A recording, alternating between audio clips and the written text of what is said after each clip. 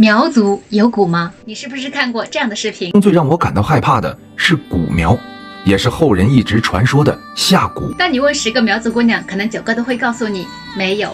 不仅如此，她反而会觉得你带着民族歧视，冒犯了她。那生下的一个苗族人为什么会说苗族有蛊？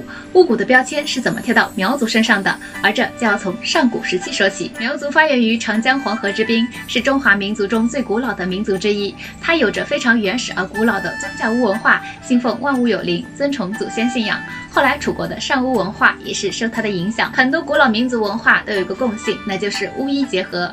掌管神巫职责的人往往也是医师，他们要观天地40，主祭祀，祈求安康，治病救人。在医疗不发达的时代和环境艰苦的山区，巫医积累了上千人的民族经验和药草智慧，给族群带去了深层的力量和希望。现代医学研究也表明，它具有一定的心理加医学合理性。我们国家是一个多民族融合的大国，但这种融合统一并不是一蹴而就的，中间经历了千百年的战争与牺牲。古时王朝统治者征战到西南边疆后，遭遇了丛林瘴气、毒虫疾病和文化冲击。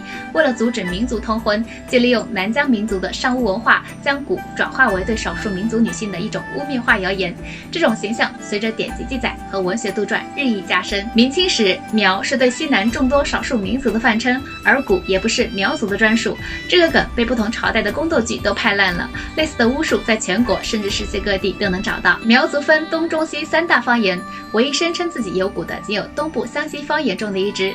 东部苗族以前是楚国的主体居民，也有着浓厚的巫文化传承，而所谓的琴蛊更都是不同文化误解的产物。